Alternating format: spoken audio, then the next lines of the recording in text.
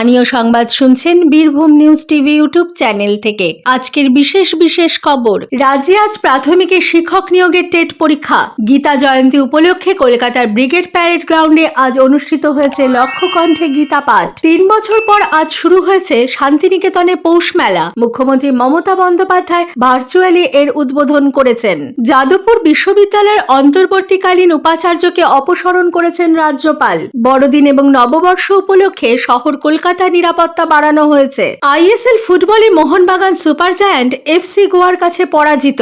আসছি বিস্তারিত খবরে। রাজ্যে প্রাথমিকে শিক্ষক নিয়োগের যোগ্যতা নির্ণায়ক টেট পরীক্ষা আজ অনুষ্ঠিত হয়েছে। পরীক্ষা শুরু হয়েছে বেলা 12টায়, দুপুর 2:30 পর্যন্ত পরীক্ষা চলেছে। 11টার মধ্যে পরীক্ষা কেন্দ্রে প্রবেশ করতে হয়েছে পরীক্ষার্থীদের। পরীক্ষা নির্বিঘ্নে সম্পন্ন করতে যাবতীয় বন্দোবস্ত নেওয়া হয়েছিল। প্রায় 3,09,000 চাকরি প্রার্থী এবার 773টি কেন্দ্রে টেট পরীক্ষায় বসেছেন। গত 10 ডিসেম্বর পরীক্ষার দিন নির্ধারিত হলেও তা পরিবর্তন করে 24 ডিসেম্বর করা হয়। এদিকে রাষ্ট্রীয় পরিবহন সংস্থা টেট উপলক্ষে আজ অতিরিক্ত বাস পরিষেবা দিয়েছে। কলকাতা ও শহরতলি এলাকায় সকাল 9টা থেকে বিকাল 5টা পর্যন্ত বেশি সংখ্যক সরকারি বাস চালানো হয়েছে বলে পশ্চিমবঙ্গ পরিবহন নিগম WBTC এর তরফে জানানো হয়েছে। দূরপাল্লার বাসগুলিকে সমস্ত স্টপেজে দাঁড়ানোরও নির্দেশ দেওয়া হয়েছিল।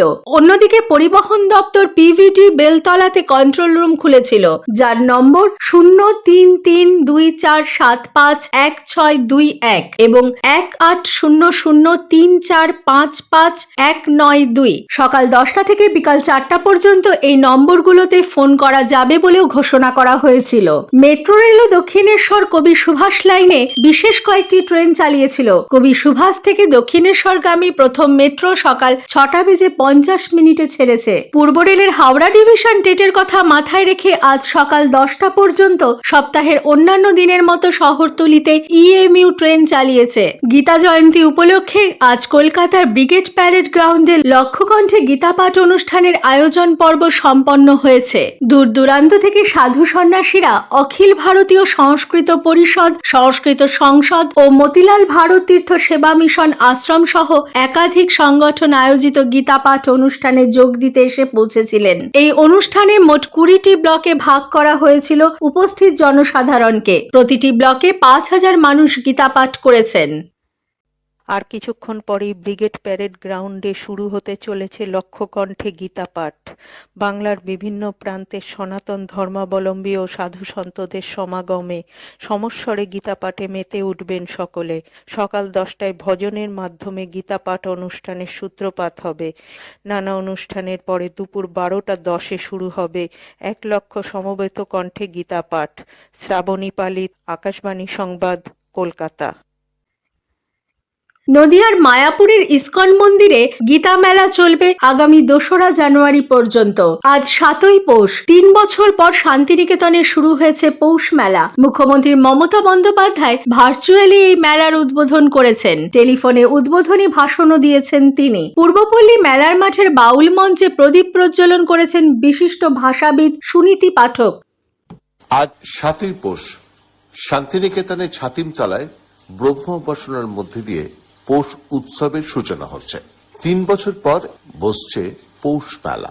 পূর্বপল্লী মাঠে সকাল 11টায় মুখ্যমন্ত্রী মমতা বন্দ্যোপাধ্যায় টেলিফোনে এই মেলার আনুষ্ঠানিক উদ্বোধন করবেন।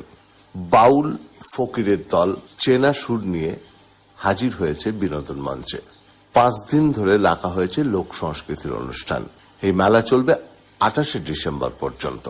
1200-রও বেশি স্টল বসেছে পৌষ মেলায়। নিরাপত্তা ব্যবস্থা করা হয়েছে আঁটো-সাঁটো। শান্তিনিকেতন থেকে চন্দ্রনাথ বন্দ্যোপাধ্যায়, আকাশবাণী সংবাদ।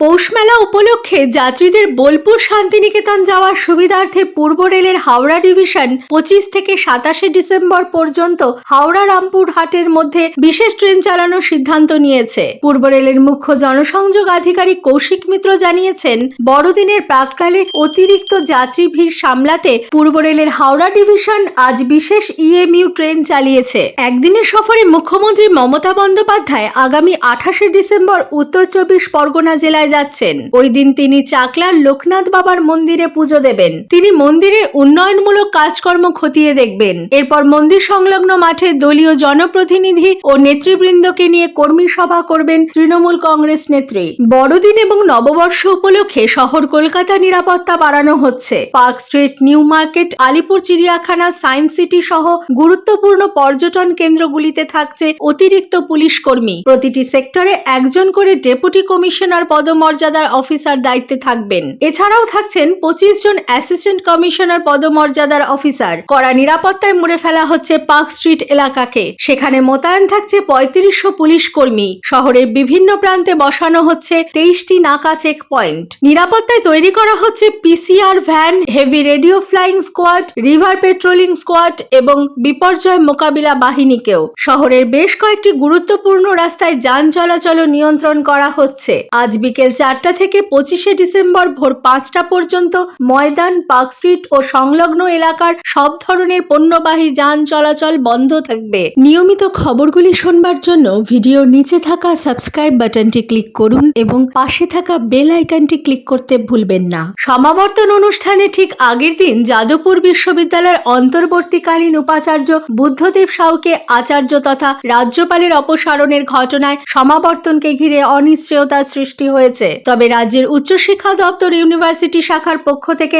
সমাবর্তন অনুষ্ঠান চালিয়ে যাওয়ার কথা বলা হয়েছে। ছাত্রের মৃত্যুতে বিতর্কের আবহে গত 17ই আগস্ট রাজ্যপাল সিভি আনন্দ বোস গণিত বিভাগের অধ্যাপক সাউকে উপাচার্যের দায়িত্ব সামলাতে নির্দেশ দেন। গতকাল রাজভবনের তরফে বিজ্ঞপ্তি জারি করে অন্তর্বর্তীকালীন উপাচার্যকে তার দায়িত্ব থেকে অব্যাহতি দেওয়া হয়। এদিকে শিক্ষামন্ত্রী ব্রাত্য বসু এক্স হ্যান্ডেলে লিখেছেন, রাজ্যের উচ্চশিক্ষার আবহকে ধ্বংস করেছেন রাজ্যপাল। সমাবর্তনের আগে উপাচার্যকে সরিয়ে দেওয়ার ঘটনায় শিক্ষক মহলের সমালোচনা শুরু হয়েছে। All Bengal university teachers association ABUTU এর সাধারণ সম্পাদক গৌতম মাইতি বলেন, সমাবর্তনের ঠিক আগের দিন আচার্য যেভাবে যাদবপুর বিশ্ববিদ্যালয়ের ভারপ্রাপ্ত উপাচার্যকে সরিয়ে দিলেন তা চূড়ান্ত স্বৈরতান্ত্রিক। সারা ভারত সেভ এডুকেশন কমিটির সাধারণ সম্পাদক অধ্যাপক তরুণ নস্কর রাজ্যপালের কাজে তীব্র নিন্দা করে বলেন, এর ফলে সমাবর্তন বন্ধ এবং হাজার হাজার ছাত্রছাত্রী ডিগ্রি সার্টিফিকেট পাওয়া থেকে বঞ্চিত হবে।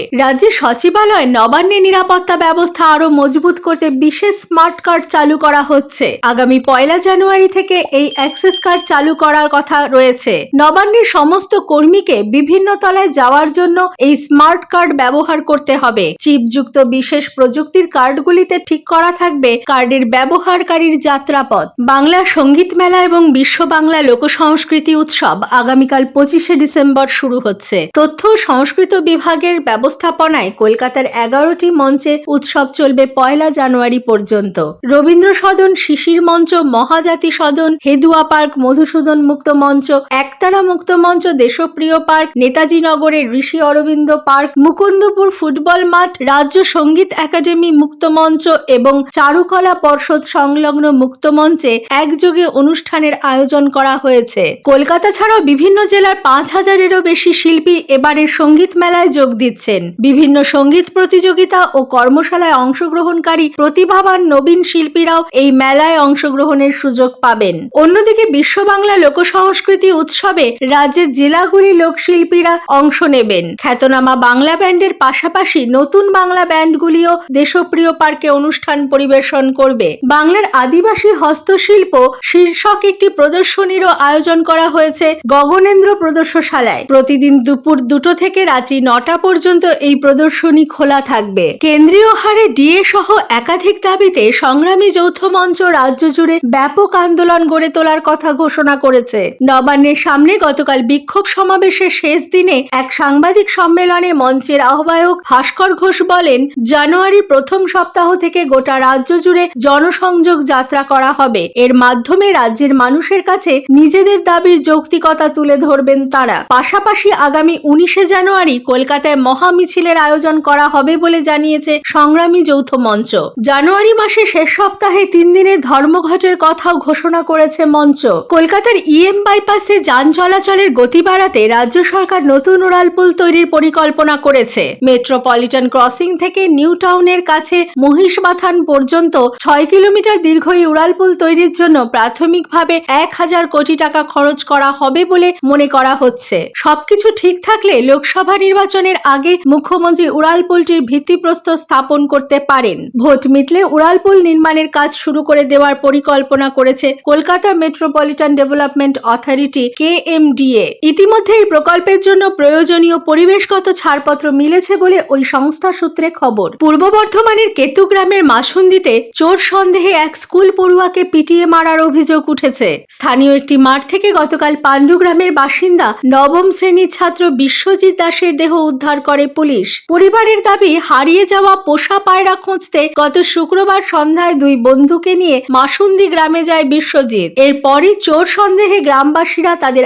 আটকে রাখে। বাকি দুজন পালাতে সক্ষম হলেও বিশ্বজিৎকে মারধর করে মাঠে ফেলে দেওয়া হয় বলে অভিযোগ। পুলিশ ঘটনার তদন্ত শুরু করেছে। পূর্ব বর্ধমানের জামালপুর থানার তুরুক ময়না গ্রামে গরু চুরি করতে গিয়ে গণপ্রহারে দুজনের মৃত্যু হয়েছে। জানা গেছে, গত শুক্রবার গভীর রাতে 5 ব্যক্তি পিকআপ ভ্যান নিয়ে ওই গ্রামে ঢোকে। একটি বাড়ির গোয়ালের দরজা তালা ভাঙার চেষ্টা করছিল তারা। বিষয়টি টের পেয়ে গ্রামবাসীরা তাদের তাড়া করলে 3 জন পালিয়ে যায়। বাকি দুজন একটি পুকুরের জলে নেমে পড়ে। এরপর পুকুর থেকে তুলে উত্তেজিত জনতা তাদের মারধর করে বলে অভিযোগ। খবর পেয়ে জামালপুর থানার পুলিশ ঘটনাস্থলে পৌঁছয়। গুরুতর আহত 2 ব্যক্তিকে উদ্ধার করে প্রথমে মেমারি হাসপাতাল এবং পরে বর্ধমান মেডিকেল কলেজ হাসপাতালে নিয়ে যাওয়া হলে চিকিৎসকরা একজনকে মৃত ঘোষণা করেন। গতকাল দুপুরে অপরজনের মৃত্যু হয়। উল্লেখ্য, বেশ কয়েক মাস ধরে গরু চুরির ঘটনায় গ্রামবাসীদের মধ্যে ক্ষোভ বাড়ছিল। গত 9 মাসে 5 বার গরু চুরির ঘটনা ঘটেছে তাদের দাবি। ঘটনার পর এলাকায় পুলিশ পাহারা রয়েছে। আসছি খেলার খবরে। যুব ভারতী ক্রীড়াঙ্গনে ISL ফুটবলে গতকাল মোহনবাগান সুপার জায়ান্ট FC গোয়ার কাছে 4-1 গোলে পরাজিত হয়েছে। গোয়ার হয়ে 2টি গোল করেন সাদাউই, বাকি গোল করেন রড্রিগে এবং মার্টিনেজ। মোহনবাগানের হয়ে একমাত্র গোল করেন পেত্রাতোসে। আসছি আবহাওয়ার খবরে। বঙ্গোপসাগরে সৃষ্ট ঘূর্ণাবর্তের জেরে বাতাসে জলীয় বাষ্পের পরিমাণ বৃদ্ধি পাওয়ায় কলকাতা সহ দক্ষিণবঙ্গে তাপমাত্রা বেড়েছে। সকালে সর্বনিম্ন তাপমাত্রা রেকর্ড করা হয়েছে 17.5 ডিগ্রি সেলসিয়াস, যা স্বাভাবিকের থেকে 3 ডিগ্রি বেশি। তাপমাত্রা বাড়তে পারে উত্তরবঙ্গের জেলাগুলিতেও। বর্ষবরণের সপ্তাহেও রাজ্যে আবহাওয়া থাকবে মেঘলা। স্থানীয় সংবাদ শেষ হলো।